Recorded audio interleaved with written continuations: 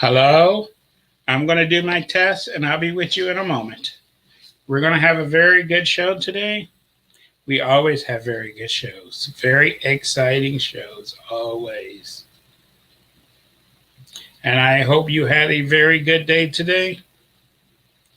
And I'm going to make it into a very good night. Yes.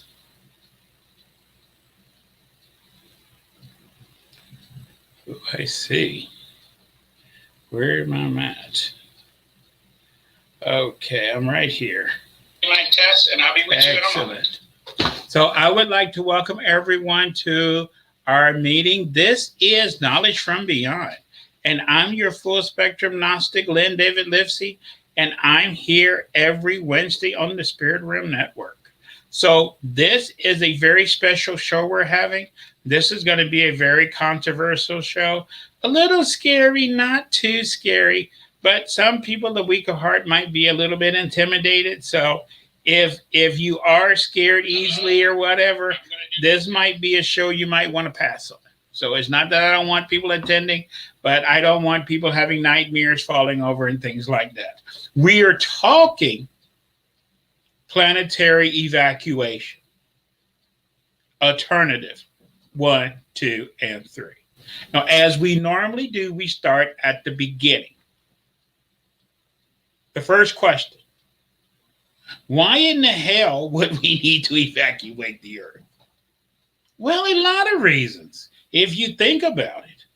If we don't get this coronavirus thing under control very soon, that could be one of the reasons we need to evacuate. Number one. Number two, there could be a comet coming. There could be zombie outbreak. There could be famine. There could be Yellowstone exploding. There could be all kind of stuff. Now, right now, we are up until modern times, up until basically 10, 15 years ago, 20 years ago, we was all in. If something bad happened, like with the Black Plague or this or that or whatever, we was home. There was nothing we could do. We just had to suck it up. Like with the flood of Noah's day. We had nowhere to go. There was nowhere to run. You just had to do the roller coaster ride. But today, things have changed. And if we found out that a large planetary body was coming towards the Earth and was going to be here in several years, if we found out that Yellowstone was definitely going to explode, if we found out that coronavirus is never going to end and this nightmare is going to last forever, there could be a lot of reasons where we say, man, I'm out of here. Okay. Now, this did not start today. I don't want to be thinking that because of coronavirus relieving. This alternative 1, 2, and 3 actually goes back to the beginning. To the beginning of the nuclear age. Because back in the 1970s, when us in the Soviet Union got to the point where we could destroy all life on this planet, people was thinking, maybe I want to get off this train if that occurs. But even before the 1970s, even in the 1950s, they was working on this. But there was no alternative 1, 2, or 3. Their thing was, we're going to go over the plans of the good old days that they had back in the 50s. Then we're going to go up to the plans that they had up into modern times and plans we will have in the future. Now, there have always been 3 plans. The plans for A, if you could save everybody, alternative 1. B, if you could only save a small portion of society or the human race, alternative 2.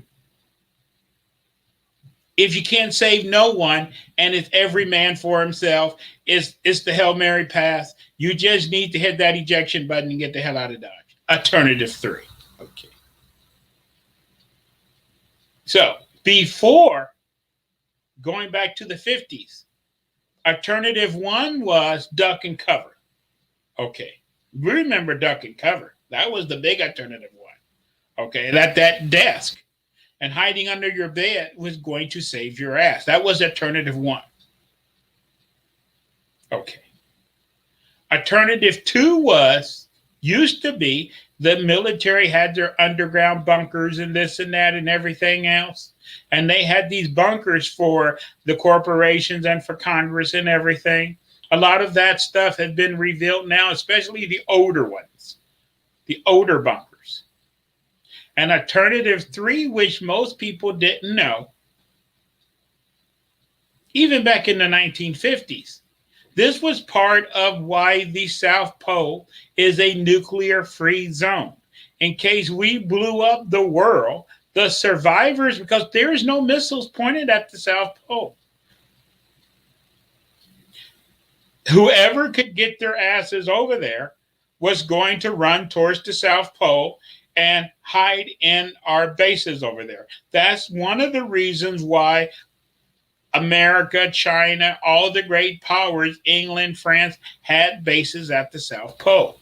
In case we blew things up, we could get as many people, the president, our top leaders, we could get them to the South Pole, and they have survival supplies where they could last an indefinite period of time, but a very limited number of people could survive at the South Pole. And then as the radiation and thing fell out of the sky, hopefully they could start venturing out. Because the thing that they never told you about all the nuclear missiles in the world, and there's, especially back in the 1970s, there's a lot more. We have destroyed, us in the Soviet Union have dismantled a lot of nuclear missiles, almost half of them. Okay. But you don't know this. 80 to 90% of all nuclear missiles are pointed at the northern hemisphere. There's very few things below the equator that is worth blowing up with a nuclear bomb.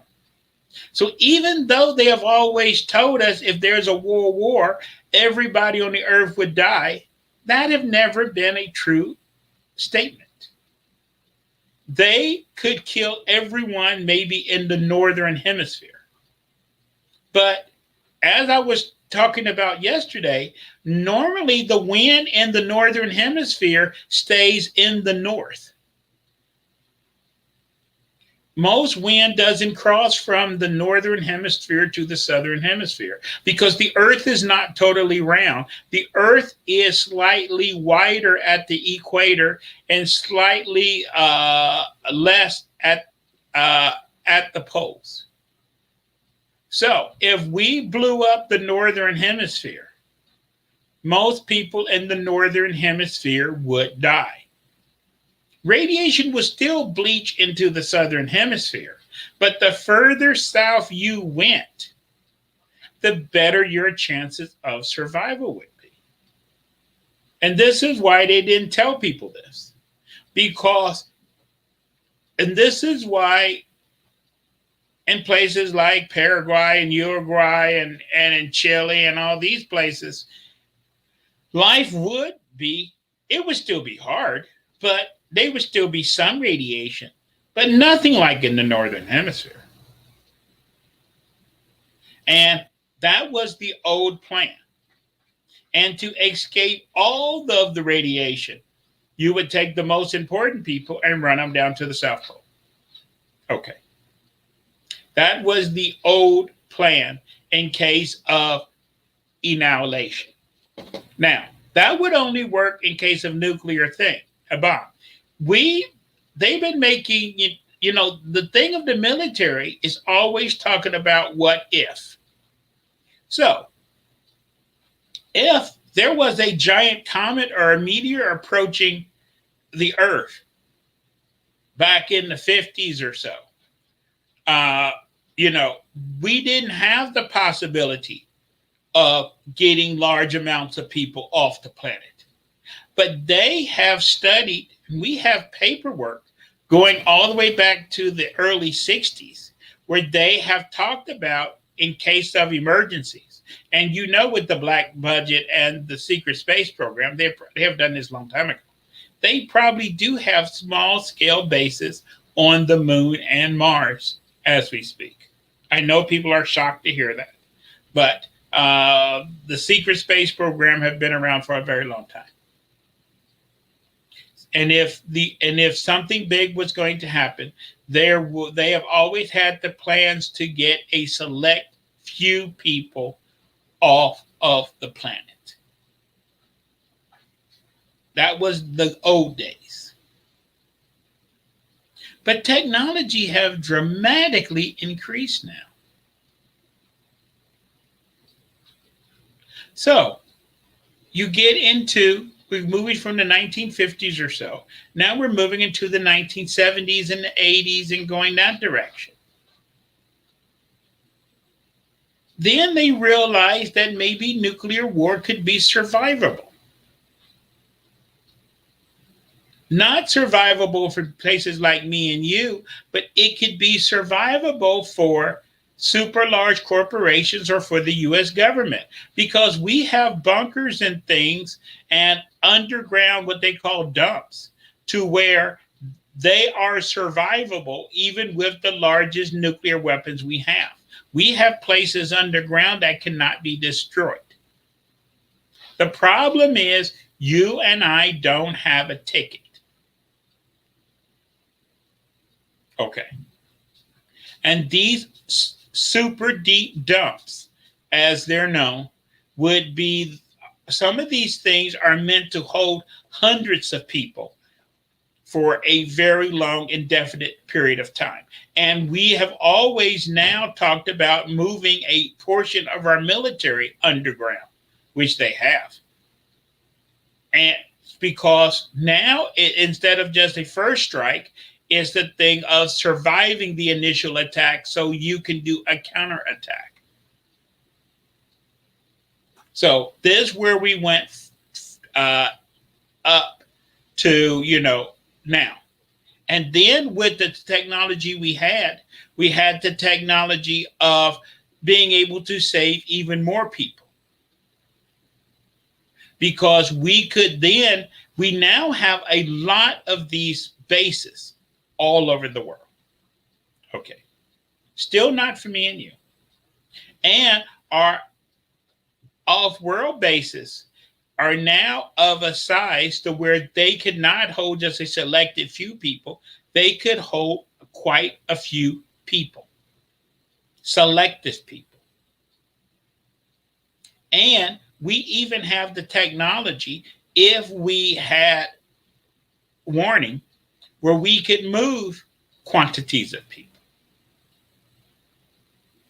But we still couldn't save the entire race.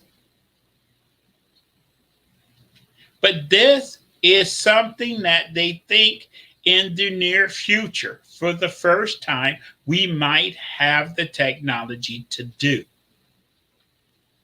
This is why they're spending so much money on this Tesla project. Tesla project with his Starship, normally right now to move things off the earth is extremely expensive. The reason why that the Tesla project is they're dumping so much money into it and they don't mind those rockets blowing up, putting on free fireworks shows, is because Tesla is trying to build a very cheap rocket that can be assembled extremely fast and can lift extremely large payloads. And if you can succeed at that, instead of building rockets that are very expensive, take a long time to make, and only can carry small payloads, if you can get to building cheap rockets that can move giant payloads, that gets for the first time the ability to move people in large numbers. Still not me and you, but we are getting there. And as we, in the near future, in the next 20, 30 years, Once we establish civilian bases in space and a civilian base on the moon and everything, and they want to start building in 2030, 2050 space elevators, we will be able to move massive amount of equipment or people off the planet. Because our goal is right now, if something was approaching the Earth, even if we had 10 years warning, they could not save everyone. Okay. And we all heard about this thing about if there was something very big approaching the Earth, that we could send, astronauts up there and blow it up or whatever. But when you're talking a planetary body, even let's say something small, let's say 500 miles in diameter, to divert something that's 500 miles in diameter that's moving several thousand miles an hour, it would take every nuclear bomb on this planet almost to nudge something like that out of the way. And you don't want to blow it up, because if you blew it up, the Earth would be hit by planetary fragments. And that would probably kill more people than the initial blast would. You would need to nudge it out of the way to where it would miss the Earth instead of hitting it. Okay. So our goal in the future is to have it. And this is why the search is so important, to find what they call an alternative Earth or Earth-like planets. Because we don't know what would happen. And these are turf-like planets. Our military is going to go and check them out. And you will never know that they went there. But eventually, they might try to do some kind of bases there. But even if we don't have time to do bases, if something bad was happening, let's say 10 years from now, you had an outbreak of something that was 100 times worse than coronavirus. If you had zombie apocalypse or whatever, you could move people and get them to safety. Okay. But it doesn't have to be nuclear war. We're facing some monumental problems today that a lot of people are not conscious of. This is one reason why this alternative project is a very big project that the government is spending a lot of money on, is because we have talked before about Yellowstone National Park. If Yellowstone exploded, which they expect Yellowstone National Park to explode anytime from tomorrow within the next 100 to 200 years. They do not know when. But the explosion of Yellowstone National Park is imminent. The problem is we don't have the science and technology to be able to label it down to a year from now, 10 years from now, 50 years from now. We do not know. But if Yellowstone explodes, it will destroy most of the United States. They already know that. Okay. Because they know the last time Yellowstone exploded in Texas, ash flows in Texas was 5 feet deep in Texas. Texas is a long way from Yellowstone. And even on the East Coast, you had ash of several inches. Ash is liquefied concrete. And even ash of 1 or 2 inches can collapse most buildings and structures, because your house is not made to support 1 or 2 inches of concrete on top of the structure.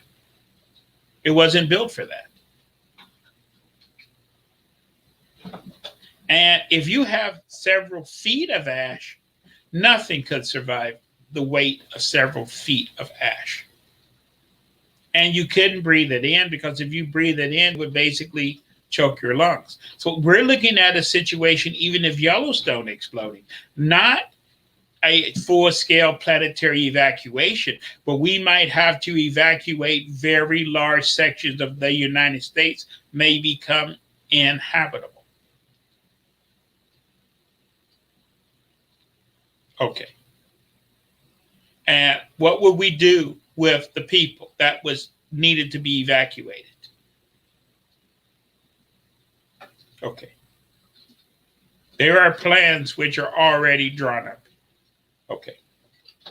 To try to get survivors out and what we would do with people and massive scale.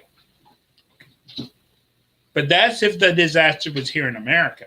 Let's say there was a large scale disaster in Central and South America. You think the migrant crisis is bad now. If you had, something super bad happen in Mexico or Central America, we could have hundreds of thousands of people trying to cross the border. And we are prepared for that too. They have bases out there, what they call holding facilities in the desert that can hold several, tens of thousands of people. Okay. But that's if it's survivable here. We want to get to the point of if something went wrong and we knew where there was another Earth-like planet 40 light years away or 20 light years away, we could actually go there. Okay. But this is going to take a lot of work, a lot of effort. And again, we're on the bottom of the list. The list is going to always be alternative one first to get the important people out. And the important people are the political people and the head of the corporations and the billionaires. Then you go to the smart people and the people that can actually know how to build things. And then comes the civilians, if you have any room left. Okay. So, hopefully, I'm an important person. Yeah, I would wish that we're all important people. The only thing we can hope is that we need time. Because with the way technology is going, if we don't blow ourselves up in the process, probably within 50, 100 years, we could probably lift several 100 million people off the planet if we had time. But there's 7 billion people on the planet now. To try to move 5 to 7 billion people, we don't have the technology, and we're not going to have that anytime soon. But we have already started the process. Most people are not aware that all over the earth, we have banks. Not banks like you put your money in. We have several seed banks all over the world where they have seeds from all over the world kept in these super deep facilities. We have DNA banks of the DNA of tens of thousands of different animals, which are being kept in these different facilities. We have, seed banks. We have one for plants. We have one for DNA, and we have we have these different banks that holding records. Because if our history get destroyed, we're nothing.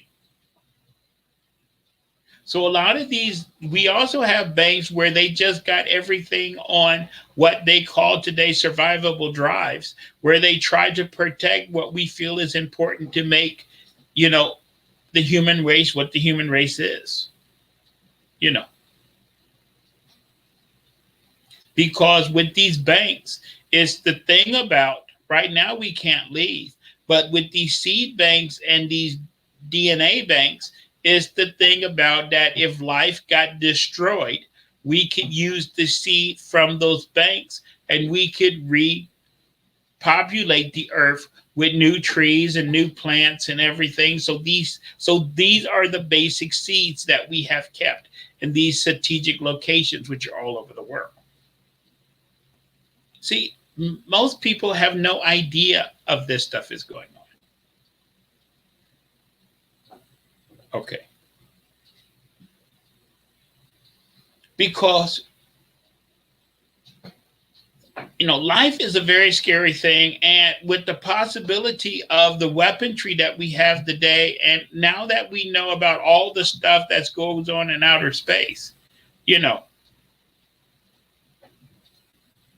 you know, what would happen if a comet or a meteor, and we got evidence of large scale items hitting the earth in the past. What would happen if one of these items hit the earth today? And it doesn't have to be 100, 200 miles across. Even if something 2 or 3 miles across hit the earth, it would do tremendous damage. Okay, tremendous. So this is why we are planning this. Okay. And and everything is about survivability. So I'm going to take a second to see if anybody have any comments or anything you would like to share. And then I'm going to get into why are we talking about this? Okay. Because this is supposed to be a metaphysical podcast. How is this metaphysical? Okay. And why are we talking doomsday? Because I'll answer my own question.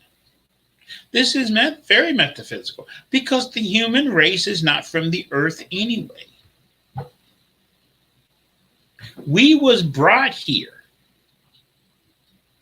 Most people are not aware of that. We are not native to this planet. This is why we're the only animal on this planet that suffers from backaches, this and that, need help having, having a baby. We get sunburned. The sun burns us and gives us skin cancer, all this stuff. We're poisoned. We're allergic to a lot of the plants and species on this planet. You don't see cats talking about, ooh, that's poison ivy over there. I can't touch that. Ooh, I'm allergic to peanuts. Ooh, this. You don't hear no other animal having these problems. We were brought here. We came from somewhere else. And the old books talk about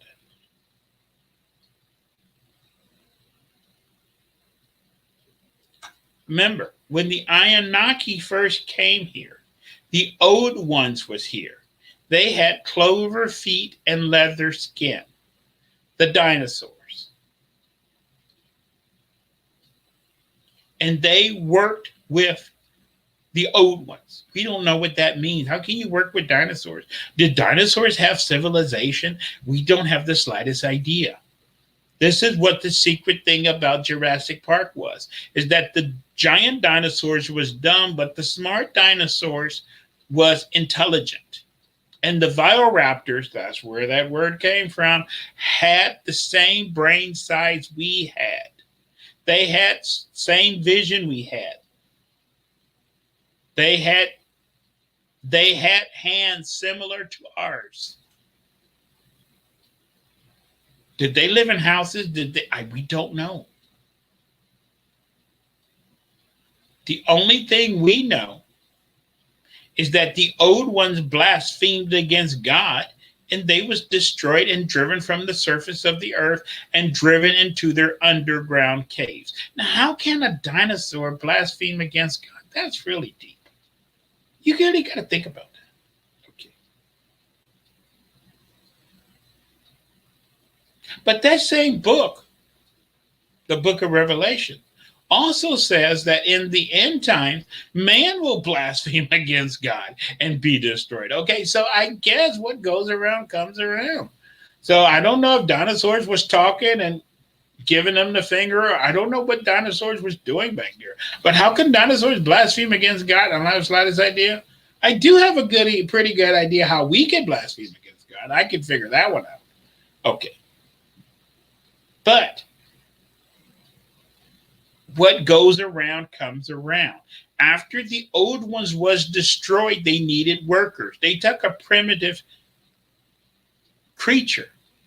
But mammals, see, if you look at the history, I hope you're sitting down. This is why I said this is not for the weak of heart. When you look at the geological record of the Earth is 4.3 billion years old. The first, they can track life going back almost 1.5, almost, if you get into shell life and what was living in the ocean, almost, not close to 2 billion, but we're stretching pretty far back there. Okay.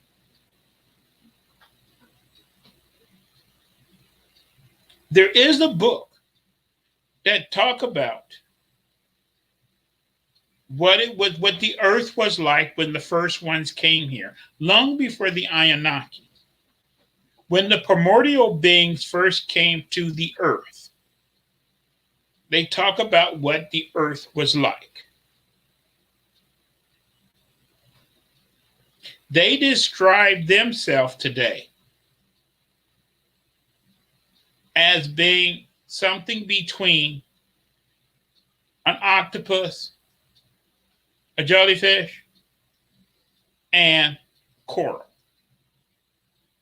How can a creature be something half coral, half octopus, that didn't even make any sense to us. We wouldn't even classify that as life. But these beings crossed the universe, according to the old text. And when they came to the earth the first time, the earth had no land mass. The earth was solid ocean. And the surface of the oceans was boiling. And all life lived at the bottom of the ocean. And there was no oxygen. The earth was all carbon dioxide. And their big enemy was this sponge-like creature. And they fought a war and almost destroyed all life on this planet. We can't even imagine what kind of... Okay. So life on Earth have changed a lot. But back to the dinosaurs. When mammals was first brought here to this planet, we was brought here as pets. But after the extinction of the dinosaurs, that wasn't an accident, mammals was brought to this planet in very large numbers. This is why there is no fossil records of mammals. The earth have always been shellfish, sea life, reptilian, and then all of a sudden mammals just pop up from nowhere. They just popped up because we was brought here. Now, if we can be brought here, if we needed to, we could take ourselves somewhere else. Because this is one thing about man. Since we've been on this planet, if you believe in the American Indian myths or whatever, the earth has been destroyed 4 times since the Indians have been here. Polar shift, or what we call our, our sun exploding and what, and all that mess happens every, it's in a cycle. It happens every 13,500 years. The Indians know about the last 4 times the earth has been destroyed. We're heading towards polar shift again. But we have survived everything. And I believe we can survive whatever is going to happen again. And this is how we know that there was just more people than in the ark that survived the last destruction. Because in our book, the Bible, it only talks about Noah in the ark and those few people that survived. But we have records from China. We talked about the kings list before that talk about the god kings, the demigod kings. They mentioned the first human king. Then they mentioned who was the ruler at the time of the Great Flood.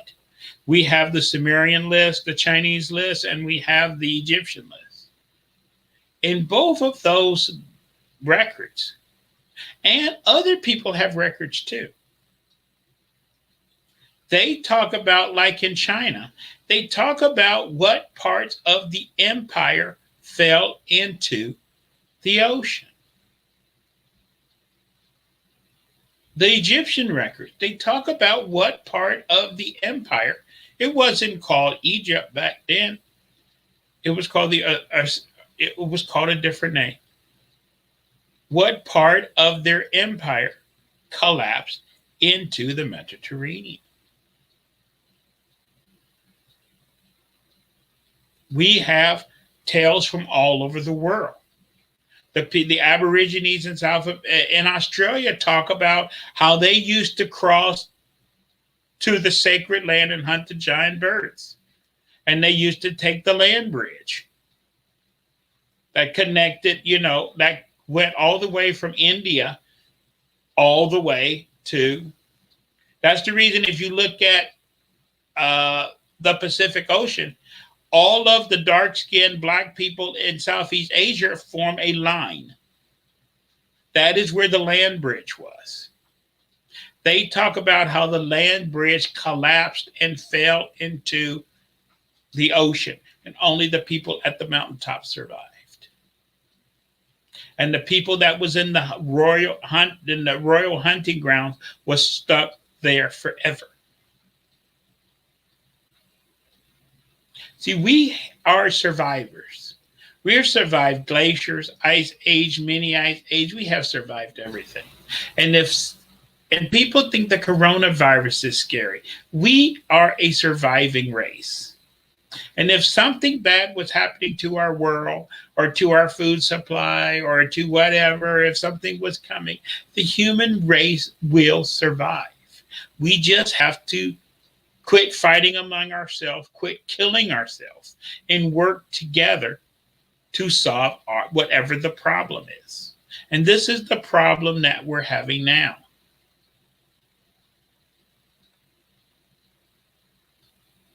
We did not work on the coronavirus as an entire world.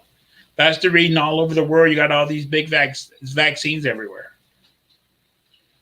When we have problems, we have to work on it as a problem for the human race.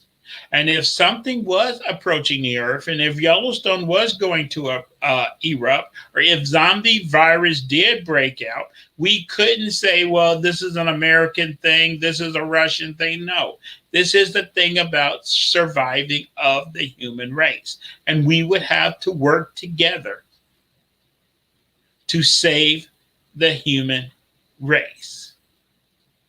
That's why we're sending vaccine all over the world.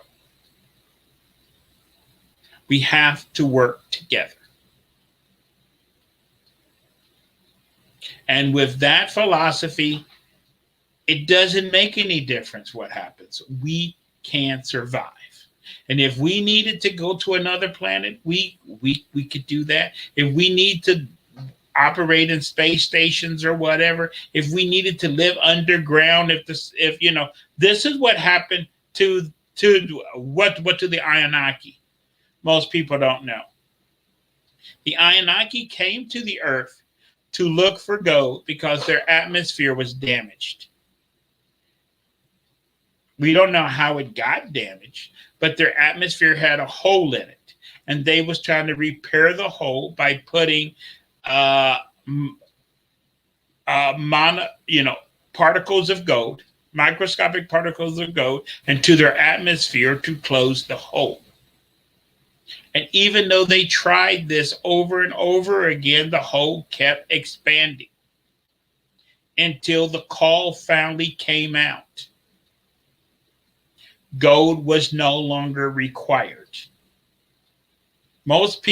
Some people theorize that that's what the Superman movies is about. That Krypton must have exploded. That's the reason the call for no gold came out. That the world of the gods was lost. It was lost. On Nibiru, the surface of their world was lost. It became inhabitable. They moved underground.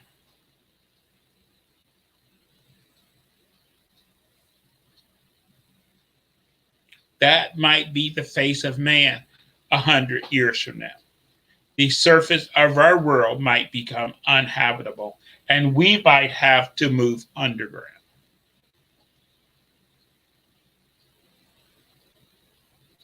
But whatever we have to do, we can face it and we can solve the problem. So even if we have to move to underground bases and we live underground in giant bases underground, okay. Even if we have to leave here and find an Earth 2 and make that our new home, whatever, as long as we have this and a little help from above. Remember, we have friends and enemies upstairs. We can make it through. Let me see what comments we have. I never get a lot of comments because the things I talk about, a lot of people, they don't know what to say. They just kind of like shake their heads. Okay. But this is what we got to get out of this fear mongering. Okay. If you look at the history of our planet, people today is over this coronavirus. They talk about this is man-made, this and that, because nothing for real could have done this. In the history of our world, we have had plagues that was 100, 1,000 times worse than the coronavirus. We had the Black Plague that killed anywhere from 40 to 60% of everyone in Europe died. Could we imagine that? What happened to the Indians when the people from Spain first came to the Americas? Between 1492 to 1600, they estimate that 70 to 85% of all Indians died. Can you imagine that?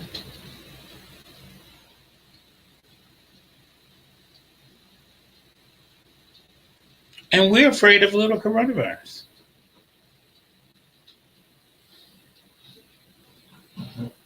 We need to, this might just be the preview of what might be coming in the future. Because there are some hellacious diseases out there, like Ebola, Marburg, and all kind of weird stuff. Okay, if that ever got into the general population, oh my gosh, that stuff is very scary. And there's probably hundreds of diseases that we don't even know about that are hidden in rainforests or this or that. And viruses and bacteria is mutating all the time. And then you do have the crazies. And you do have people mixing things together. Sometimes they're mixing things because they're running tests. But sometimes you just got stupid people doing stupid things like in America. We suffer from fire ants that are not from America. They're South American. We got killer bees that are not from America. They're from Africa. Because you got stupid people doing different things and things cross. We could easily bring something back from Mars and a Martian virus or bacteria gets out or whatever. That would be party time. Okay. And who knows what would happen if you really want to go crazy? What would we do if we had alien invasion, this and that, and whatever? What would we do? What would we do? We would survive. We would conquer. We would figure out a way. And the earth is our home, and we have called it home for a long time. But this is not our planet. And we came here, we made the best of this world. And we suffered from our backaches and this and that and everything else because where we're from, scientists will tell you this. We're from a place where the gravity is a lot weaker than on this planet. Our structure is not made for a gravity as strong as this. That's why we have so many back problems and other problems, because the gravity on this earth is too strong. And if we're from this planet, how come no other animal going around with back braces and chiropractors and everything else? We'll just have to get used to our new home.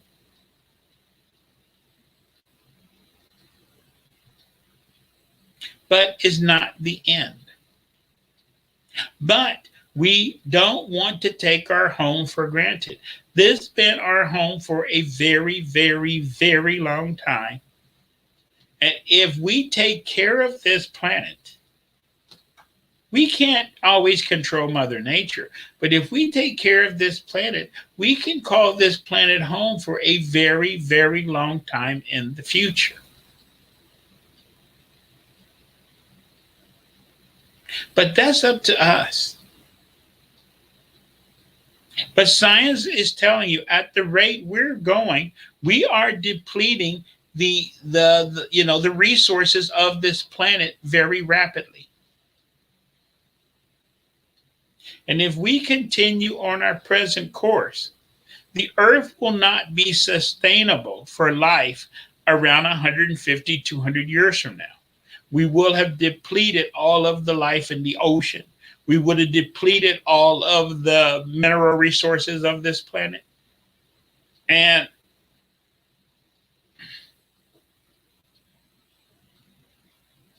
we don't have to do that.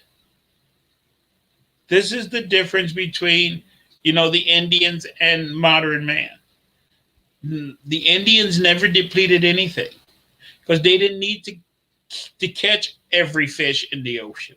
They only caught what they needed. We're out there with those giant refrigeration ships and we want to catch everything. We go out there in the rainforest and we want to cut down every tree. We want to do everything. Man is man's worst enemy. So if we do not want to have to evacuate the earth, we need to chill out. But Mother Nature has its own problems. And even if we do our part, Mother Nature may not do their part. We still might have giant earthquakes or volcano or polar shift where, major parts of this planet or countries could fall into the ocean, this and that. And we still might have to move large quantities of people, or we still might be forced to leave. But this is what science is looking into. Is it possible? And right now, today, with the technology we have, alternative 3 is not possible. The only thing they can do now is alternative 1 and alternative 2. Alternative 3 at their present technology level is not possible. But science believes maybe in 100, 200 years, it will be possible. We need to buy ourselves some time. But I'm in no rush to leave this planet here. We shouldn't be in a rush. We shouldn't want to destroy our home and be forced to look for another one. Because if we destroy this one and we find another paradise Earth, within a few thousand years, we might be forced to leave that one too after we destroy it.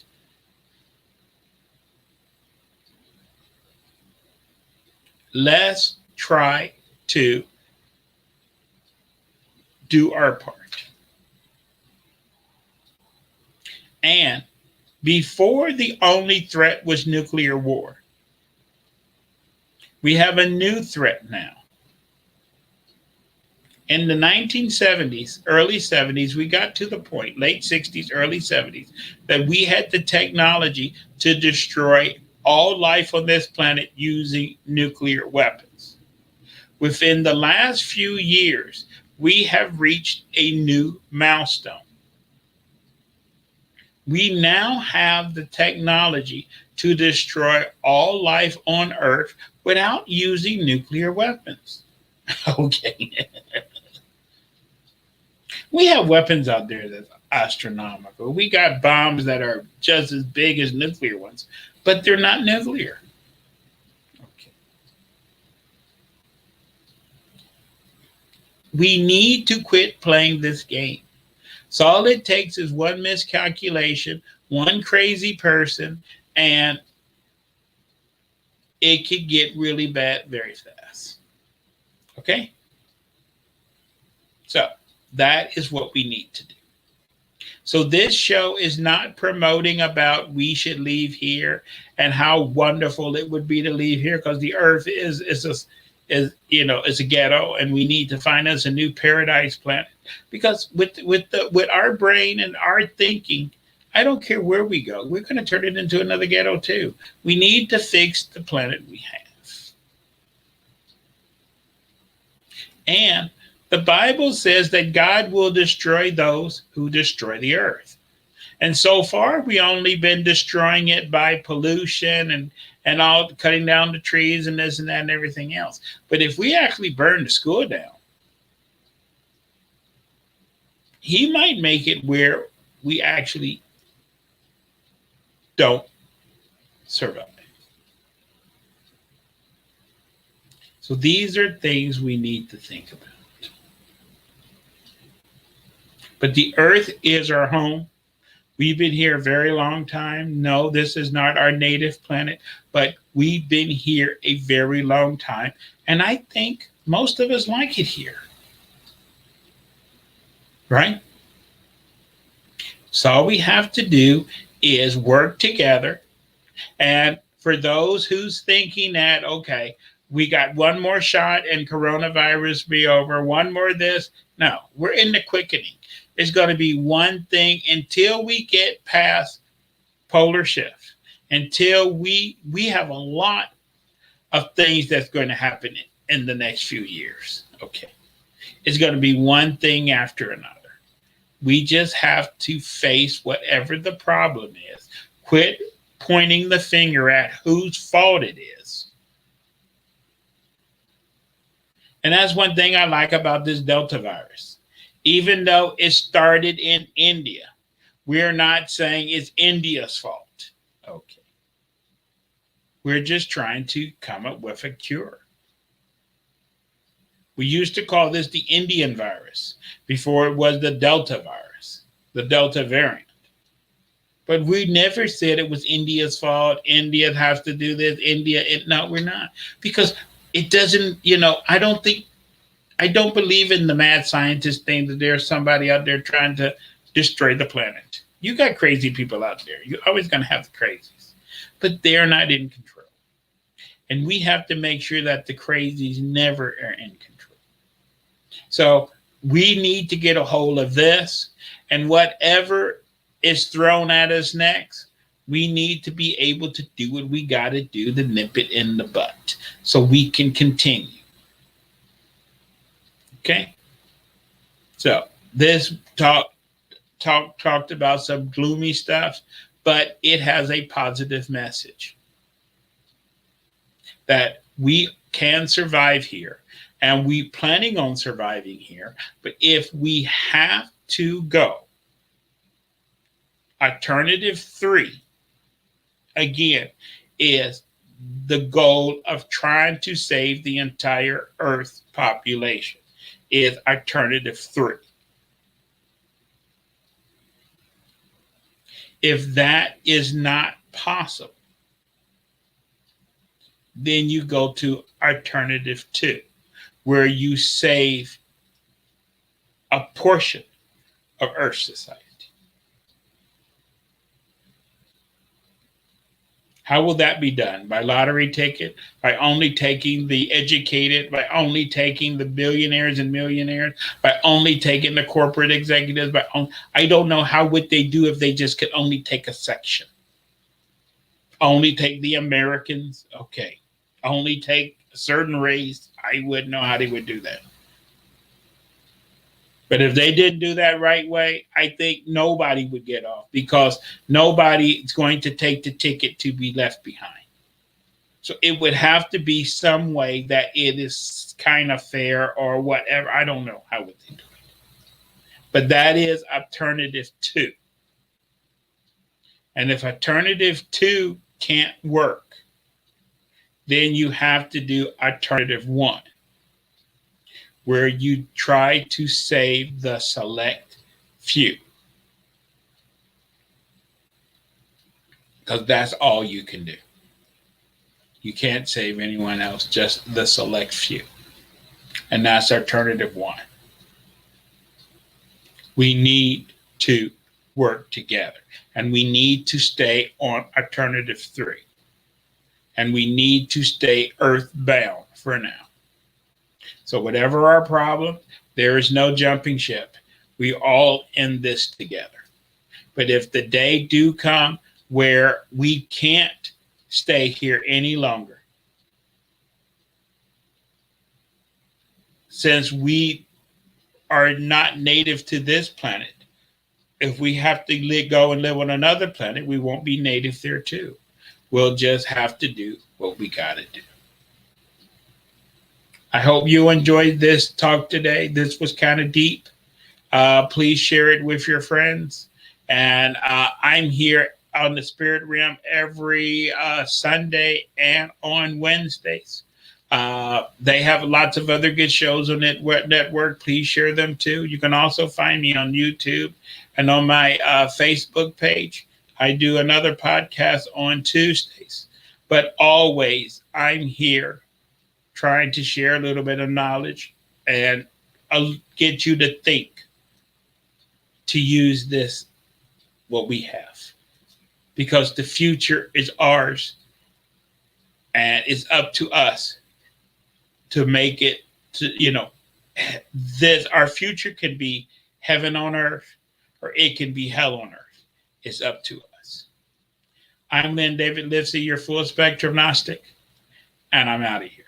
Thank you so much for listening. I hope to see everybody again soon. Bye.